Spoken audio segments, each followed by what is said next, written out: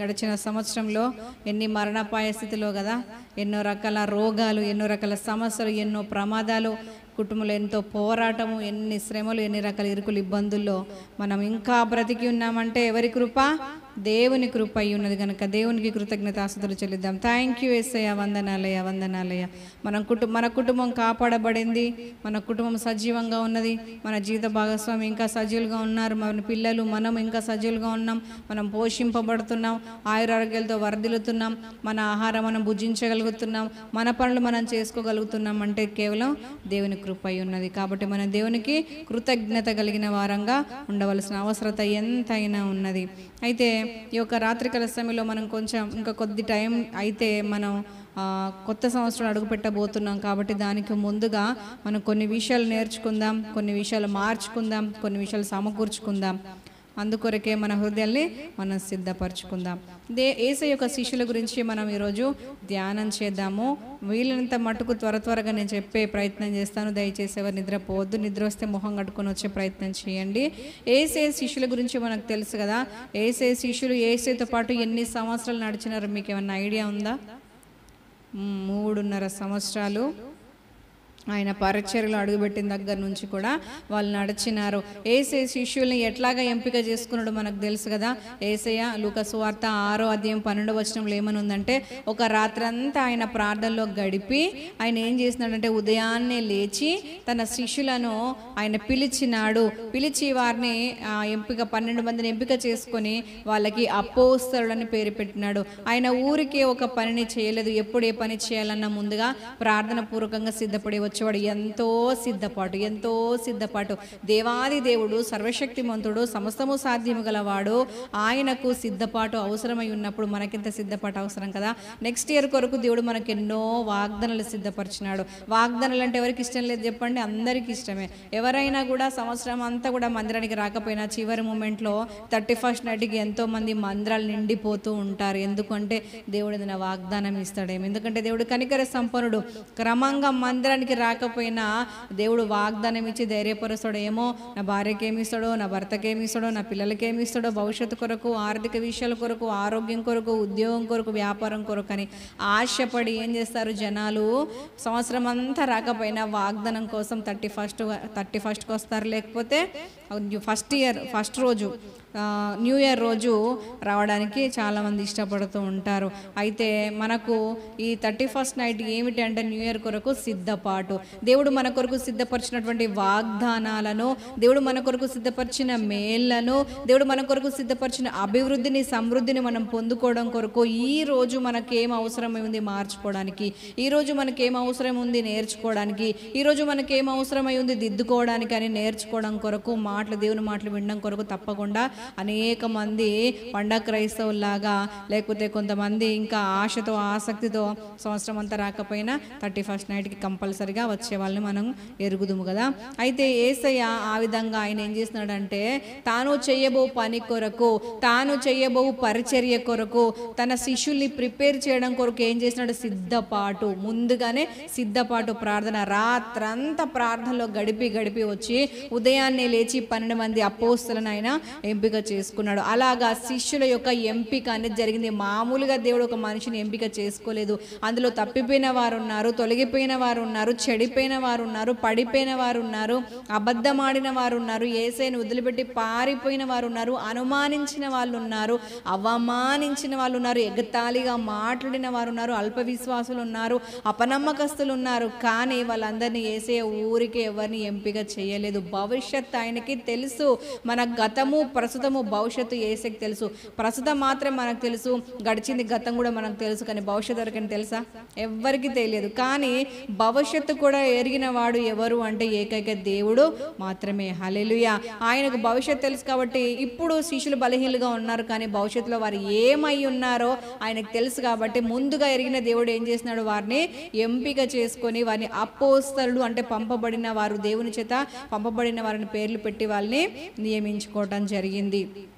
Mark సువార్త 3:13 చూస్తే శిష్యుల్ని ఆయన ఏమంటున్నాడంటే ఇష్టమైన వారు, ఆయనకి ఇష్టమైన వారిని పిలిచాడు అని వాక్యం సెలవిస్తుంది. శిష్యులను ఆయన ప్రార్థన పూర్వకంగా సిద్ధపడి ఏం చేస్తున్నాడంటే వారిని ఎంపిక చేసుకున్నాడు. ఎంపిక చేసుకున్న తర్వాత వాళ్ళని ఇష్టపడినారు. తనకి ఇష్టమైన వారిని దగ్గరికి పిలిచాడు అని వాక్యం సెలవిస్తుంది. వారిని ఇష్టపడినారు. మిమ్మల్ని దాసులు అని పిలువక ఏమని పిలుస్తున్నానో స్నేహితులని పిలుస్తున్నానని ఆ యొక్క శిష్యులను ఆయన స్నేహితులు పిలిచి తనకి ఇష్టమైన వారిగా ఎంచినట్టుగా వాక్యం సెలవిస్తుంది. శిష్యులు ఏమై ఉన్నారు?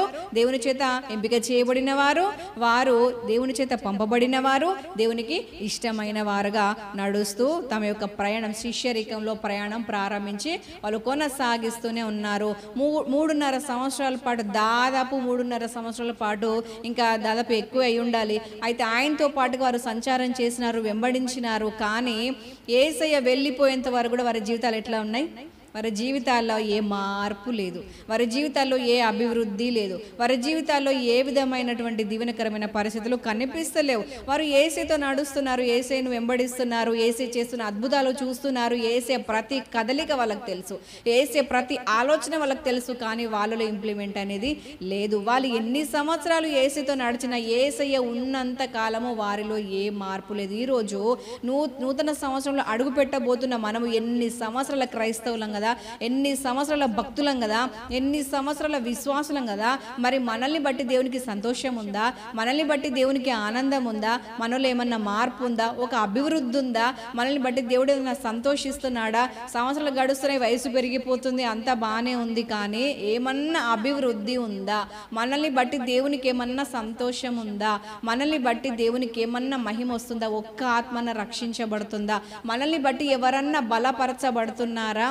మనల్ని మనం పరీక్షించుకోవాల్సిన అవసరం ఉంది. యేసుని వెంబడిస్తున్నారు, అద్భుతాలు చూస్తున్నారు, కానీ వాళ్ళు అద్భుతాలు చేయలేకపోతున్నారు. యేసుని చూస్తున్నారు, వారు గొప్ప గొప్ప కార్యాలు, మహత్కార్యములు, సూచక్రియలు చేస్తున్నారు, కానీ వారి ద్వారా అవి జరగటం లేదు. అయితే ఎందుకు అలాగ జరగటం లేదంటే వారిలో కొన్ని మార్చుకోవాల్సినవి వాళ్ళు మార్చుకోలేకపోతున్నారు. ఈరోజు దేవుడు మనకు ఇంతకుముందు ఎన్నో గొప్ప గొప్ప వాగ్దానాలు కదా. లాస్ట్ ఇయర్ దేవుడు మీకు ఇచ్చిన వాగ్దానం ఎవరికైనా గుర్తుందా? గుర్తుంటే దేవుడు మిమ్మల్ని దీవించును గాక, ఆ వాగ్దానం మీ జీవితంలో ఫలింప చేయను గాక. ఆమెన్.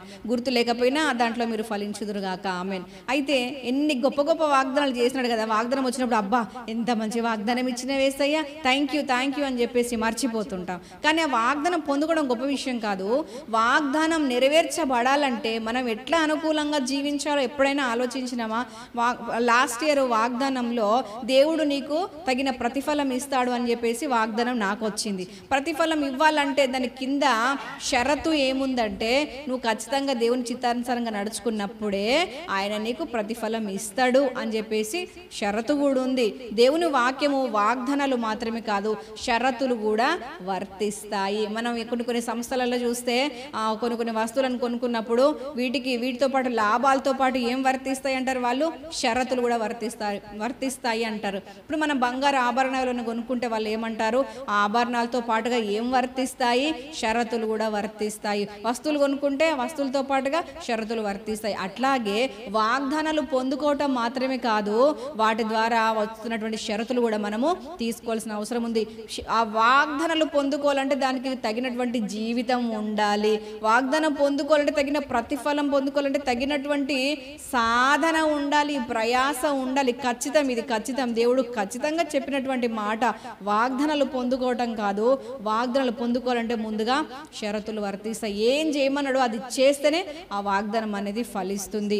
అలాగా ఆ శిష్యులు వాళ్ళు ఏం చేస్తున్నారంటే యేసుని వెంబడిస్తున్నారు, ఆ వాగ్దానాల కొరకు, ఆయన రాజ్యం కొరకు ఆశపడుతున్నారు, కానీ తగినటువంటి జీవితం లేదు.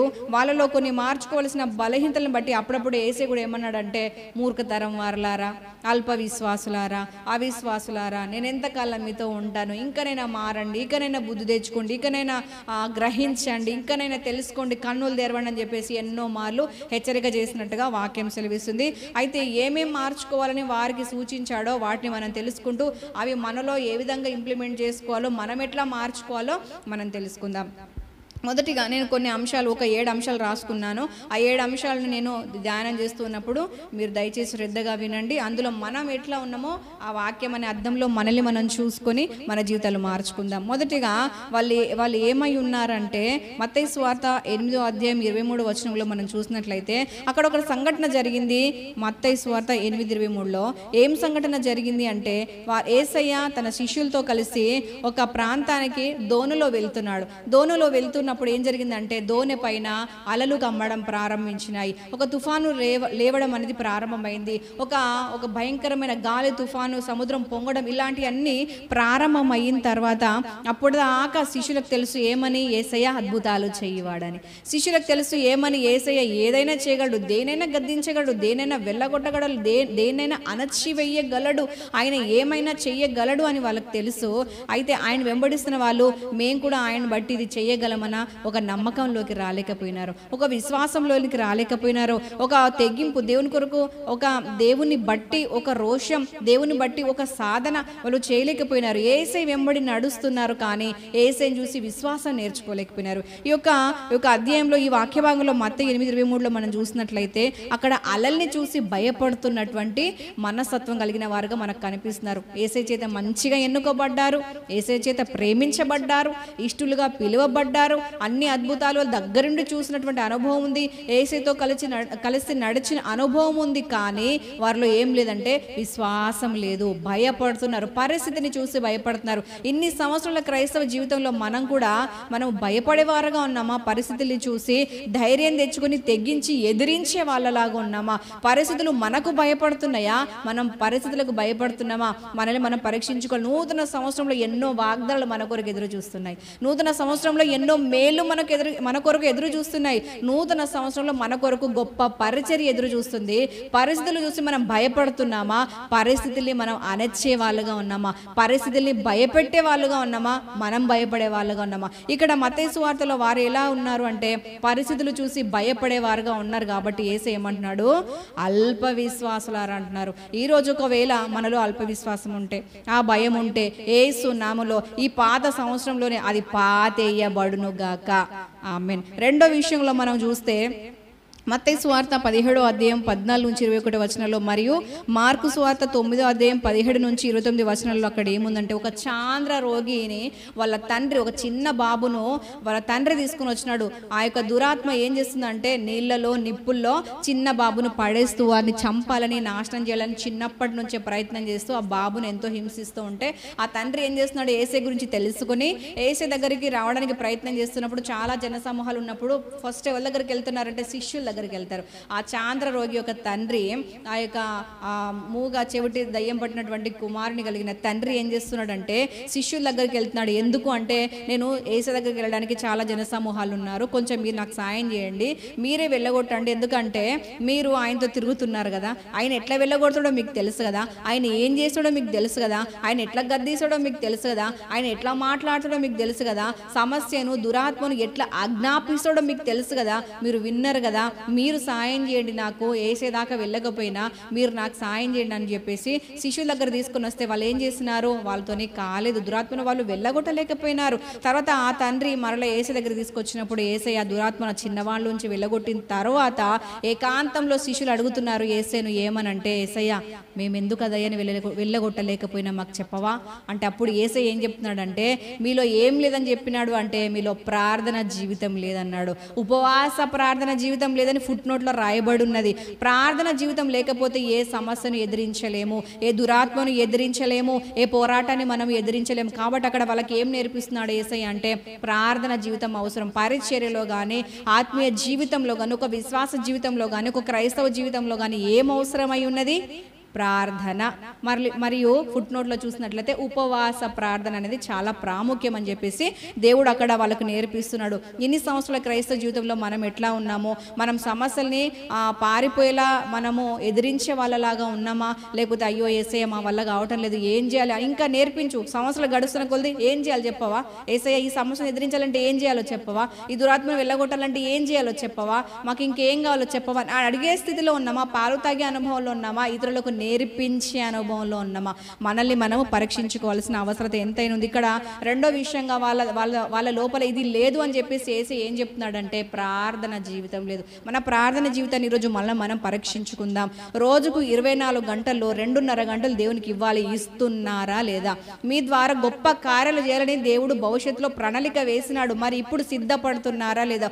ఒకవేళ ప్రార్థన జీవితం లేకపోతే కొత్త సంవత్సరంలో అడుగు పెట్టే ముందే మనము ప్రార్థన జీవితాన్ని కలిగి ఉందుము గాక, ప్రార్థనాత్మ చేత నింపబడుదుము గాక, విజ్ఞాపనాత్మ చేత మనము నింపబడుదుము గాక. ఇక మూడో విషయంలో మనం చూసినట్లయితే మత్తయి సువార్త 19వ అధ్యాయము 13 నుంచి 15 వచనాల్లో వాక్యం ఏం సెలవిస్తుందంటే, కొంతమంది తల్లిదండ్రులు ఏం చేస్తున్నారంటే తమ చిన్న పిల్లల్ని యేసు దగ్గరికి తీసుకొస్తున్నారు. ఎందుకు అంటే మా పిల్లల్ని దీవిస్తాడు, మా పిల్లల్ని ఆశీర్వదిస్తాడు, మా పిల్లల్ని ఆయన ప్రేమిస్తాడు, దగ్గర తీస్తాడు, ఆయన చేయి స్పర్శ తాకితే చాలు మా పిల్లలు బాగుంటారు, మా పిల్లలు బాగుపడతారు, వాళ్ళ భవిష్యత్తు బాగుంటుంది.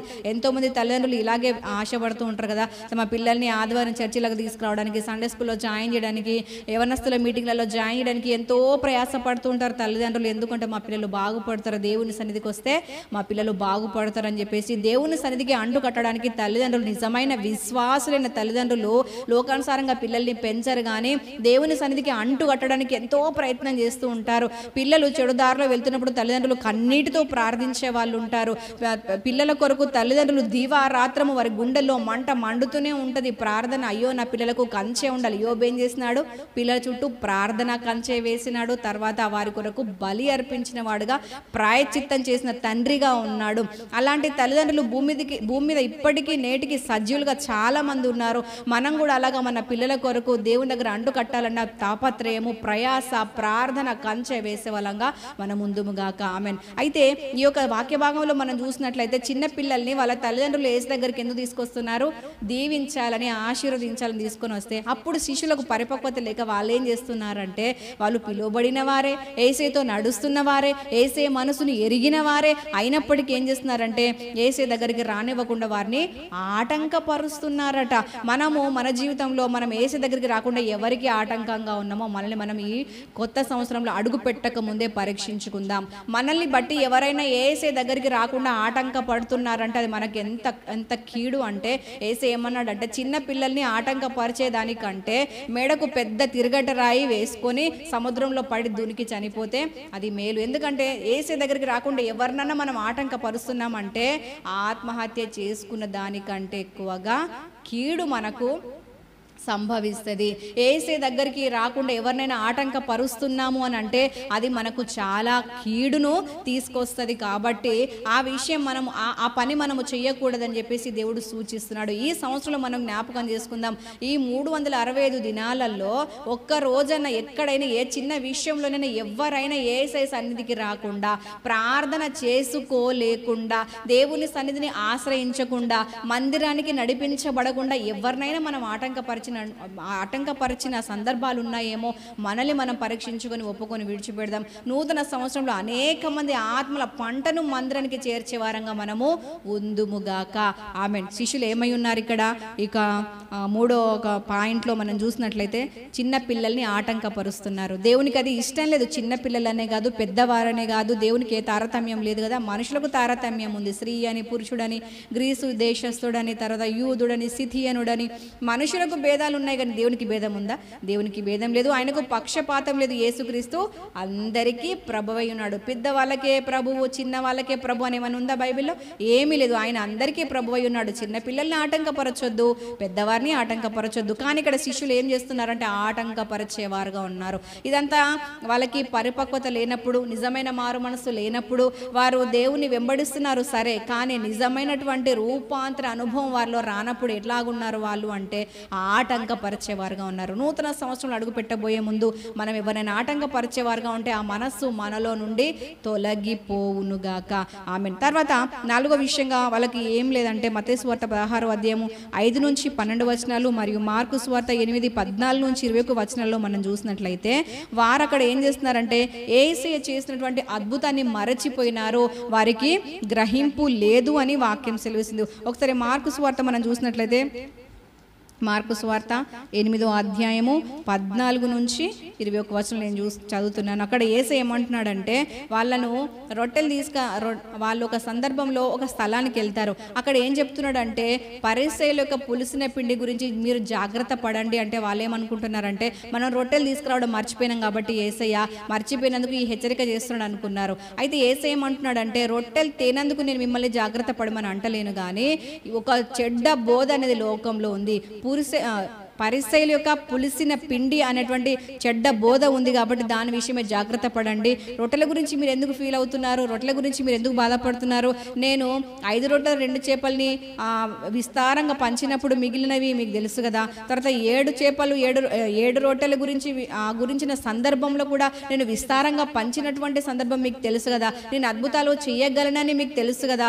మరెందుకు మీరు నేను చేయలేనని ఆలోచిస్తున్నారు? మీరు గ్రహించారా? ఇక్కడ కొన్ని విషయాలు ఆయన వారిని గద్దిస్తున్నాడు. అవేంటియో మనం చూద్దాము.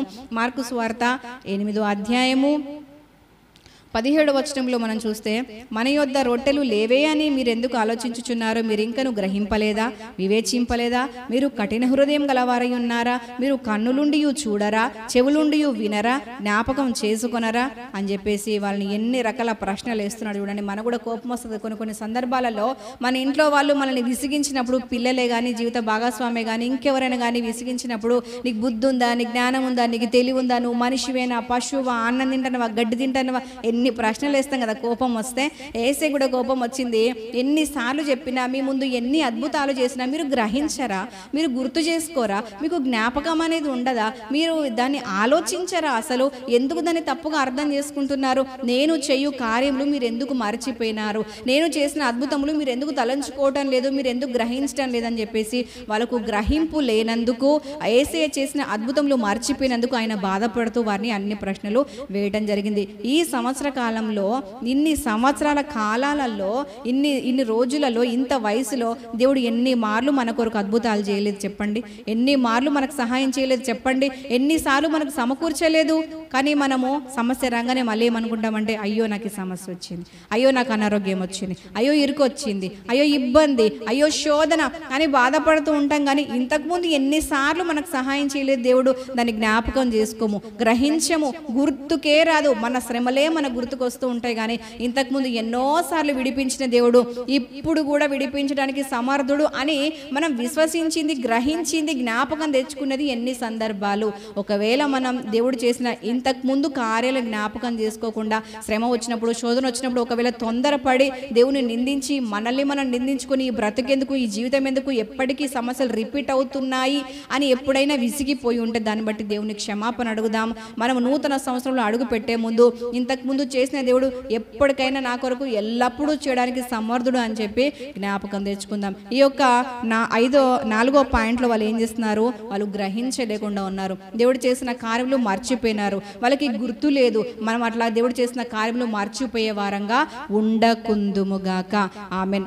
ఇంకొక సందర్భంలో వాళ్ళు చూస్తే, యోహాను సువార్త 11వ అధ్యాయం 7 నుంచి 10వ వచనాలలో ఏముందంటే, యేసయ్య యూదయ్య వెళ్ళాలి మనం ఇప్పుడు అని చెప్పేసి వాళ్ళకి చెప్తున్నాడు శిష్యులకి. చెప్తూ ఉన్నప్పుడు వాళ్ళు ఏమంటున్నారంటే, ఇంతకు ముందే నేను కొట్టాలని చూస్తున్నారు కదా యేసయ్య, ఆ ప్రాంతానికి వెళ్తే మళ్ళీ వెళ్తావా అని ఆటంకపరుస్తున్నారు, అభ్యంతరపరుస్తున్నారు, బలహీనపరుస్తున్నారు. సమస్య ఉంది ఆ ప్రాంతంలో అంటే దేవుని పనిని ఆపడానికి ప్రయత్నం చేస్తున్నారు. ఆయన అక్కడికి ఎందుకు వెళ్ళాలనుకున్నాడు అంటే, లాజరు చనిపోయినాడు కాబట్టి తిరిగి లేపాలని, ఒక అద్భుతం చేయాలనుకుంటున్నాడు, ఒక పని చేయాలనుకుంటున్నాడు, దేవుని కార్యం చేయాలనుకుంటున్నప్పుడు వాళ్ళు ఏమని బలహీనపరుస్తున్నారంటే, ఆ ప్రాంతానికి వెళ్ళకు, వెళ్తే ఏమవుతుంది, ఇంతకుముందే కొట్టాలని చూసిరు ఆ ప్రాంతంలో నిన్ను యేసయ్య, మళ్ళీ వెళ్తావా, మళ్ళీ వెళ్తే మళ్ళీ కొడితే ఏం చేస్తావు అంటే, కొట్టని, నేను చనిపోవడానికే వచ్చిన కదా, మీరు నన్ను ఎందుకు బలహీనపరుస్తున్నారు? పగలు 12 గంటలు ఉంది, ఆ 12 గంటలలో తప్పకుండా మనం నడవలసి ఉన్నది. అది అక్కడ మనకు రాళ్ళెదురైనా, రప్పలెదురైనా, మనకు అక్కడ ముళ్ళెదురైనా 12 గంటలు పగల్లో తప్పకుండా నడవాల్సిందే. రాత్రి వస్తుంది చూడండి, అప్పుడు తప్పకుండా అందరూ పడుకోవాల్సిందే. పగలు ఉన్నంతసేపు ఏ సమస్య ఎదురైనా, ఏ కష్టం ఎదురైనా లేవ్వాలి, పని చెయ్యాలి, లేవ్వాలి, దేవుని పని కొరకు పరిగెత్తాలి. కాబట్టి ఆటంకపరచొద్దు, అభ్యంతరపరచొద్దు, బలహీనపరచొద్దు అని చెప్పేసి దేవుడు వారికి సూచించడం జరిగింది. అంటే వాళ్ళు ఏం చేస్తున్నారంటే, సమస్య ఉందని చెప్పేసి దేవుని పని చెయ్యకుండా వాళ్ళు యేసేని ఆటంకపరుస్తున్నారు, బలహీనపరుస్తున్నారు. మనం కూడా ఒకవేళ ఈ సంవత్సరంలో దేవుని పని చేయడానికి, అమ్మో సమస్య ఉంది, అమ్మో శ్రమలున్నాయి, అమ్మో ఇరుకులున్నాయి, ఇబ్బందులున్నాయి, క్రైస్తవులకు హింసలున్నాయి అని చెప్పేసి దేవుని పని ఎక్కడైనా ఆపిన పరిస్థితిలో మనం ఉన్నామేమో. మనల్ని మనం పరీక్షించుకుందాం. కొత్త సంవత్సరంలో దేవుడు మన కొరకు చాలా పనిని ముందర ఉంచినాడు. శక్తికి మించిన ప్రయాణం అని ఎన్ని మార్లు దేవుడు చెప్తున్నాడు కదా. శక్తికి మించిన ప్రయాణం ఉంది కాబట్టి అది మన శక్తికి మించిందే, కానీ దేవుని శక్తికి సరిపోయింది అది. కాబట్టి దేవుని శక్తిని మనం కూడగట్టుకొని దేవుని శక్తిని పొందుకొని మనం పరిగెత్తుదాం, ప్రయాసపడదాం, దేవుని కొరకు గొప్ప పని చేసి ఆత్మల పంటను మనం సంపాదించే వారంగా ఉందాం. ఆమేన్. వారు యేసేను బలహీనపరచడానికి ప్రయత్నం చేస్తున్నారు. కారణం ఏమిటి అంటే అక్కడ శ్రమ ఉంది అని. మనం శ్రమలను చూసి దేవుని పని విషయంలో నిర్లక్ష్యంగా ఉండకుందుముగాక. ఆమేన్. తర్వాత మార్కు సువార్త 14:32-40 వచనంలో మనం చూసినట్లయితే అక్కడ ఏముందంటే, యేసు యొక్క శ్రమలో ఆయన ప్రార్థన చేయడానికి గెత్సెమనే తోటకి వెళ్ళినప్పుడు, నా కొరకు మీరు ప్రార్థించండి, మీ కొరకు కూడా శోధనలో ప్రవేశించకుండానట్లు మెలకువగా ఉండి ప్రార్థన చేయమంటే ఏం చేస్తున్నారంటే అక్కడ నిద్రపోతున్నారు. యేసయ్య మెలకువగా ఉండి ప్రార్థన చేయండి అని చెప్తే నిద్రపోతున్నారు. మెలకువగా ఉండి ప్రార్థన చేయండి అని చెప్తే నిద్రపోతున్నారు. యేసయ్య వెళ్తున్నాడు, ప్రార్థన చేస్తున్నాడు, వస్తున్నాడు. మీరు ఒక్క గడియ కూడా మేలుకొని ఉండలేరా?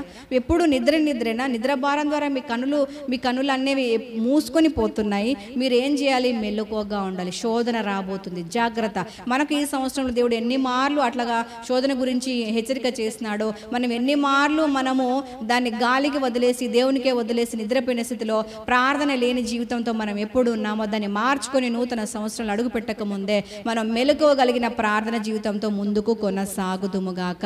ఆమేన్. దేవుడు ఓరుతున్నాడు, ఆత్మలో మనం ఎల్లప్పుడూ మెలకువ కలిగి ఉండాలి. ఆత్మలో చచ్చిన స్థితిలో మనం ఉండద్దు, ఆత్మలో నిద్రావస్థలో మనం ఉండకూడదు. శిష్యులు అదే అవస్థలో ఉన్నారు. ఏ అవస్థలో ఉన్నారంటే నిద్రావస్థలో ఉన్నారు. ఆత్మలో మెలుకోలేదు. నిజంగా కూడా వారు మేలుకొని ఉండలేకుండా నిద్రపోతున్నప్పుడు దేవుడు హెచ్చరిక చేస్తున్నాడు, శోధనలో ప్రవేశించకుండానట్లు మెలకువగా ఉండి ప్రార్థన చేయండి అని. ఈ సంవత్సరం అంతట్లో ఎక్కడెక్కడ మనం మేలుకునే పరిస్థితి లేదో, కానీ నూతన సంవత్సరం కొరకు ఆ యొక్క నిద్రావస్థ, ఆత్మీయ నిద్రావస్థ, ఆ సోమర్తనము, ఆ యొక్క మజ్జుతనం అనేది వదిలేసి నూతన సంవత్సరం కొరకు చురుకైన వారంగా, వాక్యం ఏం సెలవిస్తుంది? చురుకుగా ఉండుట గొప్ప భాగ్యం అని. కాబట్టి ఆ ఆత్మలో చురుకైన వారంగా, ప్రార్థన కొరకు పట్టుదల కలిగి తీవ్రమైన ఆసక్తితో ప్రభు కొరకు పరిగెత్తే వారంగా, ఆత్మలో మెలుకోగలిగిన వారంగా మనము ఉందుముగాక. ఆమేన్. ఇక చివరిగా మార్కు సువార్త 14:50 వచనంలో వాక్యం ఏం సెలవిస్తుందంటే, యేసయ్య శ్రమలో ఉంటే ఆ శిష్యులు ఏం చేస్తున్నారంటే పారిపోయినారు, వదిలేసి పారిపోయినారు. ఇక శ్రమ వచ్చిందని తెలియగానే మనం యేసయ్యను వదిలేసి పారిపోయే వారంగా ఉన్నామా? ఎవరైనా వచ్చి మీరు యేసయ్యను వదిలేస్తారా లేకపోతే చంపేస్తామని అంటే మనం నిలబడే వారంగా ఉన్నామా? నేను నిలబడతా అని అనుకుంటున్నామంటే నిజంగా మనకు ఒక శ్రమ దేవుడు నిజంగానే అనుమతిస్తే ఆ శ్రమలో అసలు మన స్పందన ఎట్లా ఉంది? మనకు ఎవరో వచ్చి కత్తి పెట్టి గన్ను పెట్టి యేసయ్యను వదిలే అని చెప్పాల్సిన అవసరం లేదు. కానీ ఇప్పుడు యేసయ్యను నమ్మినందుకు మనకెన్నో శ్రమలు వస్తున్నాయి కదా, మనకెన్నో రేషన్ కావచ్చు, ఇంకా రకరకాల కట్ అవుతున్నాయి కదా. మరి వాటిని బట్టి యేసయ్యను వదిలేస్తున్నామా? యేసయ్య కొరకు వాటిని వదిలేస్తున్నామా? మనల్ని మనం పరీక్షించుకోవాలి. ఈ శిష్యులు ఏం చేస్తున్నారు? యేసయ్యకు శ్రమ వచ్చినప్పుడు నిర్దాక్షిణ్యంగా 3.5 సంవత్సరాలు కలిసి తిరిగిన వాళ్ళు, కలిసి తిన్న వాళ్ళు, కలిసి పడుకున్న వాళ్ళు, ప్రయాణం చేసిన వాళ్ళు, హ్యాపీగా జీవించిన వాళ్ళు శ్రమ రాగానే ఏం చేస్తున్నారంటే యేసయ్యను వదిలేసి పారిపోతున్నారు. మరి ఈ సంవత్సర కాలంలో ఇంతవరకు కూడా ఇన్ని సంవత్సరాల కాలంలో ఇంత భక్తి జీవితంలో మనం ఎట్లా ఉన్నాం? మనము శ్రమ వచ్చినప్పుడు మనం ఎట్లా స్పందించినాం? యేసయ్యను వదిలేయడానికి ప్రయత్నం చేసినామా? మనము మన జీవితం మనం పరీక్షించుకోవాలి. చిన్న వస్తువుల కొరకు యేసయ్యను కాదనుకున్నామా? ఒక రేషన్ కొరకు యేసయ్యను కాదనుకున్నామా? మనము ఏదైనా చిన్న చిన్న వస్తువుల కొరకు, చిన్న చిన్న పేర్ల కొరకు, లేదా క్యాస్ట్ కొరకు, ఇట్లాంటి వారి కొరకు యేసయ్యను కాదనుకుంటే దేవుడు ఏమంటున్నాడు అంటే, మనుష్యులు ఎదుట నన్ను ఒప్పుకోకపోతే ఎక్కడ ఒప్పుకొని అన్నాడు? పరలోకంలో దూతలు ఎదుట, దేవుని ఎదుట యేసయ్య మనల్ని ఒప్పుకోను అన్నాడు. కాబట్టి చిన్న చిన్న వస్తువుల కొరకు, ఈ లోకం కొరకు ఆశపడి మనం యేసయ్యను వదిలి పారిపోయే వారంగా మనం ఏమాత్రం ఉండకుందుముగాక. పరలోకం కొరకు మనం నిలబడే వారంగా మన అందరము ఉందుముగాక. ఆమేన్. ఈ బలహీనతలన్నిటిని బట్టి యేసయ్య శిష్యుల విషయంలో చాలా బాధపడ్డాడు. 3.5 సంవత్సరాలు కలిసి నడిచినారు, తిరిగినారు, అన్ని అద్భుతాలు చూసినారు, కానీ పరిపక్వత లేదు, రూపాంతరం లేదు. సంవత్సరాలు గడిచిపోతున్నాయి కానీ ఏ మార్పు లేదు, అభివృద్ధి లేదు. ఇంతవరకు ఇన్ని నెగిటివ్ థింగ్స్ వాళ్ళలో ఉన్నంత వరకు, నెగిటివ్ క్వాలిటీస్ వాళ్ళలో ఉన్నంత వరకు వారి ద్వారా అద్భుతాలు జరగలేదు, వారి ద్వారా స్వస్థతలు జరగలేదు, వారి ద్వారా ఆ సంఖ్య అనేది అభివృద్ధి కాలేదు, పరలోకం సంతోషించలేదు, వారి ద్వారా దేవునికి మేలు లేదు, వారి ద్వారా లోకానికి మేలు లేదు. కాబట్టి దేవుడు ఆ విషయంలో వారి గురించి బాధపడుతూ గద్దించినాడు. మరి ఈ నూతన సంవత్సరంలో అడుగు పెట్టే ముందు ఈ పాత సంవత్సరంలో మన జీవితం ఎట్లా ఉంది? నెగిటివ్ క్వాలిటీసే మనలో ఉన్నాయా? నెగిటివ్ థింగ్సే మనలో ఉన్నాయా? పరలోకాన్ని నింపే వారంగా ఉన్నామా? పరలోకాన్ని ఖాళీ చేసే వారంగా ఉన్నామా? ప్రభు పని చేసే వారంగా ఉన్నామా? ప్రభుకు నష్టం తెచ్చే వాళ్ళంగా మనం ఉన్నామా? మన జీవితాన్ని మనం పరీక్షించుకుందాం. శిష్యులను చూసినట్లయితే వారిని ఆయన ఉపవాసం ఉండి మరి వాళ్ళని ఎంపిక చేసుకున్నాడు, కానీ వాళ్ళ ద్వారా ఆయనకి రూపాంతర అనుభవం వచ్చేదాకా సంతోషం లేదు. నిజంగా యేసును తమ జీవితంలో ఆహ్వానించుకునేదాకా సంతోషం లేదు. వారి ద్వారా దేవుని పని ఏమాత్రం జరగలేదు. కాబట్టి యేసే వారిని గద్దించాడు. ఈ నూతన సంవత్సరం అడుగు పెట్టే ముందు మన జీవితం ఎట్లా ఉంది? మనల్ని మనం పరీక్షించుకుందాం. మనం పరిస్థితులు చూసి భయపడే వారంగా ఉన్నామా? దేవుని కొరకు గొప్ప కార్యములు చేసే వారంగా ఉన్నామా? లేదా ఆటంకపరిచే వారంగా ఉన్నామా? అనేక మంది నడిపించే వారంగా ఉన్నామా? దేవుడు చేసిన కార్యములు మర్చిపోయే వారంగా ఉన్నామా? జ్ఞాపకం చేసుకుని స్తుతించే వారంగా ఉన్నామా? పరిస్థితులను చూసి ఇతరులను బలహీనపరిచి మనము బలహీనపడి ఉన్న చోటనే ఆగిపోయే వారంగా ఉన్నామా? ప్రభు కొరకు విస్తారంగా పని చేసే వారంగా ఉన్నామా? మనము ఆత్మలో మెలకువగలిగి ఉన్నామా? ఆత్మలో నిద్రావస్థలో ఉన్నామా? శ్రమలు సమస్యలు వచ్చినప్పుడు యేసుని వదిలేసి పారిపోయే వారిలాగా ఉన్నామా? యేసుని పట్టుకుని జీవించే వారంగా, అవసరమైతే ప్రాణాలు పెట్టే విధంగా మనం ప్రభు కొరకు నిలబడే వారంగా ఉన్నామా? మనల్ని మనందరము పరీక్షించుకొని ఒకవేళ నెగిటివ్ క్వాలిటీస్ మనలో ఏమన్నా ఉంటే వాటన్నిటిని ఒప్పుకొని విడిచిపెట్టి మన నూతన జీవితం కొరకు మనం సిద్ధపడదాము. ఇది సిద్ధపాటు సమయము, ఒప్పుకొని విడిచిపెట్టాల్సిన సమయము. నూతన సంవత్సరం కొరకు దీవెనలు కాచుకొని ఉన్నాయి. నూతన సంవత్సరం కొరకు పరిచర్య కాచుకొని ఉంది. నూతన సంవత్సరం కొరకు ఆశీర్వాదం కాచుకొని ఉంది. అవన్నీ పొందుకోవాలంటే ఈ షరతులు వర్తిస్తాయి. మార్చుకోవాల్సినవి ఖచ్చితంగా మార్చుకోవాలి, దిద్దుకోవాల్సినవి ఖచ్చితంగా దిద్దుకోవాలి. పాత నీళ్ళు అనేవి పోతేనే కొత్త నీళ్ళు వస్తాయనే సామెత మనకు లోకపరంగా తెలుసు కదా. మనము పాతవి అనేది వదిలేస్తేనే కొత్తవి మనలో ప్రవేశిస్తాయి. కాబట్టి నూతనమైన మంచి దీవెనల కొరకు మనలో ఉన్న ఈ చెత్త అంతా ఖాళీ చేద్దాం. నిజంగా మనం ఏంటో మనకు తెలుసు కదా. మన చెత్తనంతా ఖాళీ చేసుకొని మనం ప్రభు కొరకు నిలబడదాం. ప్రభు నిజమే నాలో ఈ మిస్టేక్ ఉందని దేవుని దగ్గర ఒప్పుకొని విడిచిపెట్టి మనం కనికరం పొందుకొని మేళ్ళ కొరకు సిద్ధపడదాం. అటువంటి కృప దేవుడు మనందరికీ దయచేయును గాక. ఆమేన్. చిన్న మాట ప్రార్థన చేసుకొని మనం ఇక ముందు కార్యక్రమాలకు వెళ్దాం.